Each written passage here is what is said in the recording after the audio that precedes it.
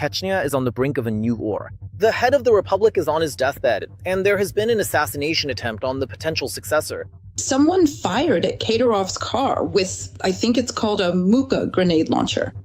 And then they found an abandoned Toyota Land Cruiser with Krasnodar license plates there. What are the risks of a new power struggle in Russia's most unruly region, and who might end up on the throne as a result?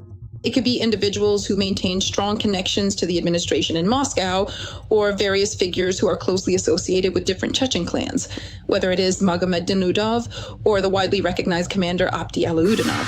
Why is Moscow so afraid of the overthrow of its own appointee? The situation is quite tense in both Dagestan and Ingushetia as well. And of course, if Chechnya catches fire, it will ignite everything around it. Today, we'll talk about the preconditions for a new third Chechen campaign, why the Kadyrov clan is already being written off, and what a new government in the region could lead to. We will now recall the previous devastating wars in the Chechen Republic, exactly how they ended, and what strategic lessons were learned in both Moscow and Grozny. Watch the evolving prospects of a potential new civil war in Chechnya right now, only here on the Arsenal program. Ramzan's iron grip has weakened. Rumors about his illness have been regularly circulating online for the past few years. And even though Dandan keeps surviving time after time, he looks worse and worse. The most high-profile story about the disappearance of the head of the Republic happened last summer, when the media reported that he nearly drowned at one of the Turkish resorts. According to analysts, the drowning was carefully planned. I strongly suspect that what actually happened was Kadyrov being admitted to a medical facility somewhere in Turkey, because it is quite clear that the sanctions primarily hit Russian healthcare. And apparently, this whole elaborate story about his supposed drowning and subsequent rescue is highly questionable. A person who is never left alone for even a single second could not have possibly drowned or choked on water when surrounded by a team of people, the most modest of whom likely holds one of the very highest and most elite professional swimming qualifications. Accordingly, I firmly believe this was simply a carefully orchestrated special operation designed to legitimize his extended stay in Turkey for specialized medical treatment and facilities. By the end of the year, Ramzan's condition worsened again. He was even absent from Putin's important annual state address, and ended up returning once again to the clinic. Apparently, realizing that doctors wouldn't be able to keep bringing him back from the brink forever, Kadyrov decided to play it safe and prepared his son as his successor. However, the idea of dancing to the tune of a spoiled child did not appeal to everyone in the Republic. But no matter how much you dress up a teenager in camouflage, no matter how many times you seat him at the head of the table at security meetings, no matter how many awards you hang on him or titles you bestow, he remains an 18-year-old teenager. Unlike his feudal peers who once led principalities and empires, Adam Kadyrov did not grow up on military campaigns and was not commanding soldiers at the age of 12. What we have before us is an ordinary, spoiled rich kid, raised in extremely sheltered conditions, in a palace, surrounded by several layers of security who made sure not a hair fell from his august head. The culmination of the story was Adam Kadyrov's car accident in mid-January of this year. Initially, the story was presented as if the teenager's motorcade crashed into another car. A random driver was killed while the younger Kadyrov was taken away in serious condition. However, as time goes on, more and more details are emerging. My, reliable sources from deep inside Chechnya say that this wasn't a simple accident at all, but rather a deliberate attempted murder. And even the criminal cases initiated by the Republic's investigative committee are under Article 205 and Article 317. To put it in different terms, this is a cold-blooded murder and a terrorist act, since Kadyrov's car was targeted and fired upon with what I believe is specifically referred to as a Muka grenade launcher. And then they found an abandoned Toyota Land Cruiser with Krasnodar license plates, where one Muka had been fired and two more were still intact. So they hit the target with the first shot. At the same time, it's worth noting that the accident itself in Chechnya. In Russia, this is being carefully hushed up, and the remains of Adam Kadyrov's car were taken to Moscow for an explosives expert examination. If this really was an assassination attempt, it tells us that despite the fact that Kadyrov Sr. is still alive, the struggle for power in Chechnya has already broken out in full force today. And accordingly, various clans and, of course, the Kremlin have already begun to fight for this power in Chechnya. It's not hard to guess how this might end, but the main condition of any power struggle is, of course, the removal of the previous ruler. While no one has yet dared to openly raise a hand against Ramzan, the fight against his clan is already in full swing.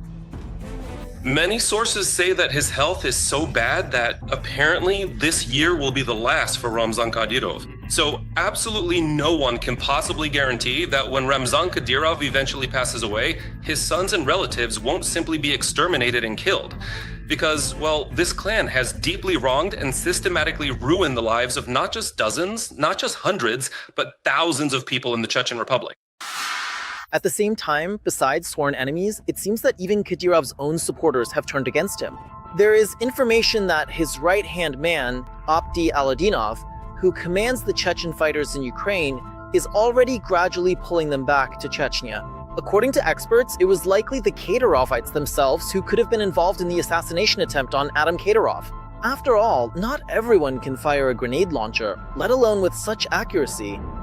There were so many of these very same grenade launchers produced during the First and Second Chechen Wars, and they continue to circulate in such incredibly large numbers throughout the region of Chechnya that, of course, by looking at the used weapon alone, it is absolutely and completely impossible to identify the specific perpetrator. In reality, it could potentially be almost anyone. And in fact, it could be individuals who are closely connected to the leadership in Moscow, or people associated with a variety of different influential Chechen clans, whether it's Daoudov or the well-known Opti Aladinov, who is also widely considered to be one of the prominent potential contenders for the position of head of the Republic. Moreover, given Aladinanov's close ties with Moscow, this option seems to suit many in the Kremlin. After all, Putin's primary objective today is to firmly maintain the region within Russia and under its control, regardless of the ultimate cost. He's, well, for the Kremlin, more or less, firmly under their strategic control. And of course, the various events that are unfolding in the Republic today, I think, is certainly not something that currently suits the Kremlin. Especially since, as we understand, if Chechnya flares up, the entire North Caucasus will catch fire after it. And if indeed the situation in the Republic becomes unmanageable, then it becomes very difficult for the Kremlin to deal with everything that is happening around it, because the situation is already quite tense in both Dagestan and Ingushetia. And of course, if Chechnya catches fire, it will ignite everything around it. And Putin remembers very well how this tends to happen. The bloody power struggle of the 90s, which didn't even succeed on the first try, will forever remain in the memory of Russian security forces as a shameful page in their history. Much like what is happening in Ukraine today, the Russian authorities have clearly made a very significant mistake. They thought that a dozen tanks would roll in and everyone would scatter. It was just so ridiculous. They were shut up, their armored vehicles destroyed, and that was the end of it. That was the very first initial attempt, and then it became increasingly and painfully obvious that there would be a war, and it would be a brutal and devastating conflict. Of course, the Chechens were psychologically and internally prepared for this war. In the end, the First Chechen War, and then the Second, claimed the lives of tens of thousands of Russian soldiers. With the help of Russian bayonets, Ramzan Kadyrov came to power, betraying his own people and swearing allegiance to Moscow. But it seems his time is coming to an end. There's Ramzan Kadyrov, there's Chechnya under him and as part of the Russian Federation. Without Ramzan Kadyrov, there are a lot of questions about what will happen next in Chechnya. But for the first time in 20 years, it seems the region itself might be able to breathe more freely, though it will have to fight hard for that chance. Did you like this video? Then be sure to take a moment to give this video a thumbs up and subscribe to our official YouTube channel, Arsenal, for more exciting content. The direct link is located in the description section right below the video. Sergey, well, it's been a while since we last buried Ramzan Kadyrovich, and here we are about to do it again. Today there was news that of course seems like a fake, but we want to believe it so much that we almost want to believe even this fake. Although, to be fair, the way it's been presented does make you stop and think. Maybe it has already happened. In particular, he was the first. This was reported by the Telegram channel Applaud Hysteria. I'll just quote it. Ramzan, Tite. At 9:03 on January 21st in Grozny, the head of Chechnya passed away. Our source reports that kidney failure ultimately led to cardiac arrest, although a kidney transplant operation had been scheduled for the next day. He was very eager to see his son after the car accident. Well, he was so eager, apparently, that he just burst. But in fact, their meeting never happened. No one will tell you about this anytime soon. An order has already been given to keep silent until the green light is given, to release the information to the public. They're deciding who will be the next head of Chechnya. It seems the Kadyrov family has no intention of giving up power. But we'll tell you more about that later. What do you think? Is this just another fake, or does it actually seem true? You know, for now, I am very skeptical about this information. Very skeptical.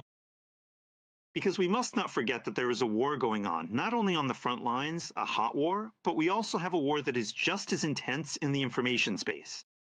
And this really looks like an information psychological operation, because the Kadyrov family is currently in a weak position, a very weakened situation, as a result of which, well, we know that Adam Kadyrov was actually in a car accident and is really in the hospital, somewhere.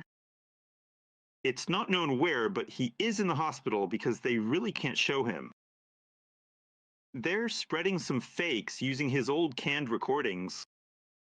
There's really nothing special, especially since a Kadyrov family plane was flying there as well. I mean, at the same time as the Emercom flying hospital. So both options are possible. By the way, there was this funny theory that Ramzan, or rather Adam, was deliberately put in an accident so they could then remove his kidney and transplant it to his father. So I even tried to incorporate a lighthearted joke about it during one of my recent professional interviews, and personally wrote a specific headline focused specifically on this particular topic. A kidney for Adam's father, for real. And there, they'll take Ramzan apart for spare parts. And in principle, of course, there's no smoke without fire. That is, it's obvious that they can't show Adam, and they can't show Ramzan either. I think, as you said, this is still an opposition Chechen channel, and that's why they're naturally launching a very aggressive information psychological operation in order to overthrow Ramzan and to portray him as a weak person. But for now, this claim about Kadyrov's death still reminds us of Valery Dmitrievich Solovey and his story about Putin in the refrigerator. But what makes it more interesting is the information that supposedly it was covered up. And we all understand perfectly well that if this were to happen, if Kadyrov were to die one of these days, and maybe he really has already passed away, naturally his death would be concealed, just as they used to do back in the Soviet Union. I also remembered back at the beginning of our collaboration, you told a very interesting story about some Moscow bigwig. They hid the death of this Kremlin figure for almost a month. Do you remember? It wasn't a Moscow bigwig, it was Aliyev Senior. Aliyev Senior. They did not officially announce that he had passed away for a period of several months, or perhaps even longer than that. And when COVID started, when Zhirinovsky died, they also hid it for 3 weeks. They didn't say that Zhirinovsky had died. They kept it from the Russian Federation. It remains somewhat of a mystery why, because he really wasn't such a prominent or influential individual, although judging by the extraordinarily grand and expensive funeral they gave him, actually it's... By the way, I was really stunned by that lavish funeral. They held his farewell at the house of the Unyas. Stalin and Lenin were also farewelled there, in that same house of the Unions. We can't even remember who else among the great Russian statesmen had their farewell there. I think the last time was probably with Yeltsin. Then there was a funeral service for him at the Cathedral of Christ the Savior and the burial at the Novodevichy Cemetery. In other words, he was given a first-class funeral, really. Because formally, of course, he was the deputy chairman of the State Duma. So, in principle, by his position, he qualified for this. But actually, during the specific period when he was dying, I think he wasn't even occupying that particular professional position any longer at all. And that was quite interesting, rather curious to consider. I clearly recall, to be perfectly honest, I was surprised at how extraordinarily lavish a funeral they gave Zhirinovsky. And maybe it was a play on the nostalgia of Russians, who were already starting to be brought back to the old ways. Back in the USSR, that country was used to grand funerals. Remember the race with the gun carriages? It wasn't that long ago. It's not yet forgotten. Maybe they did it for that reason, for propaganda purposes. As an option, it's actually quite effective. All right, whether Ramzan is dead or not, As they say in Odessa, dead is dead, as long as he's healthy. You can't deny the fact that he looks extremely unwell. Recently, when I came across the fact that he's 49 years old, I'd already forgotten. I was shocked, because for 49, the man looks like a complete wreck. What do you think? Did he do this to himself? Did he bring himself to this fate? Or are there any traces of Novichok, for example, or Polonia? There are a lot of things, objectively speaking.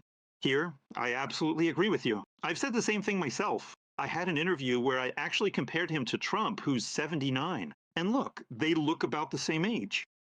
But Kadyrov, in fact, isn't even 50 yet.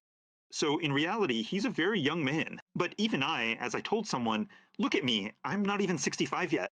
I'm 64 years old. So I'm 15 years older. 15 years older than Kadyrov. But he looks like an old man who's 25 years older than me, with his beard and all that.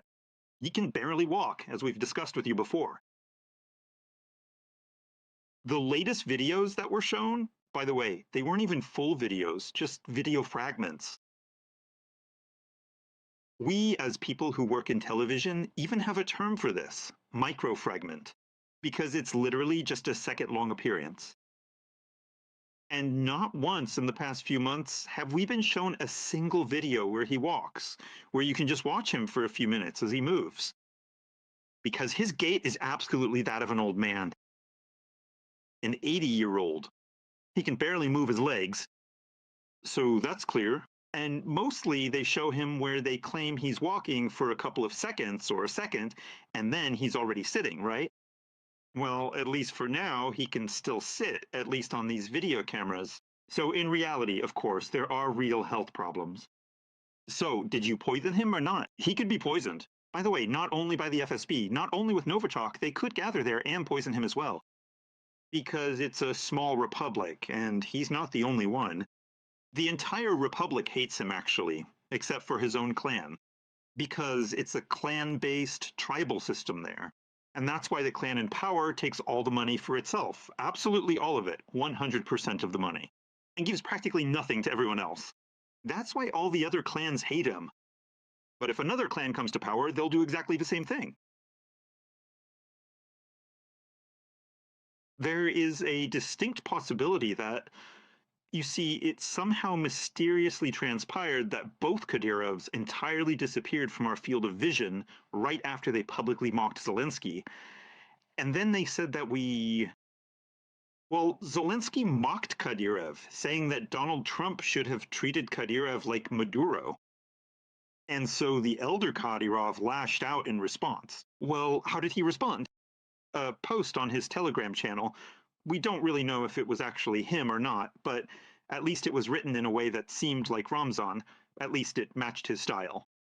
And then the younger one showed up with a video and said, yes, if my father tells me to, yes, if Putin orders it, I'll be in Kiev in a second and bring Zelensky straight to Chechnya. And suddenly the younger Kadyrov gets into a car accident. So could this also be the hand of Zyuganov and Malyuk? Oh, Zyuganov. Which Zyuganov?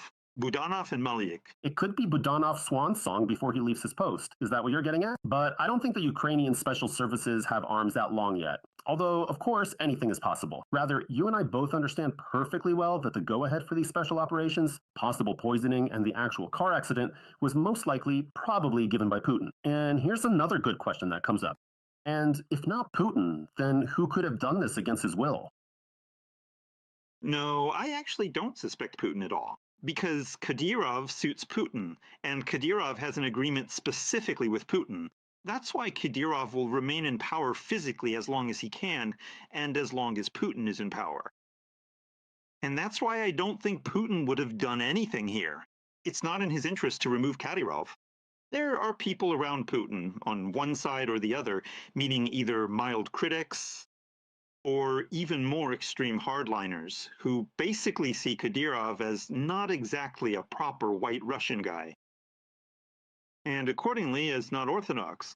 And that is exactly why various influential figures like Dugin and Malafiev might view him as someone who systematically extracts up to $5 billion a year from the Russian people, as a result of the tribute that Putin pays to Chechnya from the state budget. as a result of the Russian Federation's defeat in the Chechen War. So these are more likely the roots here. In other words, roughly speaking, Russian Nazism, Russian neo-fascism, Russian nationalism, Russian Orthodox fascism. It is this movement that is very critical of Kadyrov, not Putin himself. Kadyrov suits Putin just fine.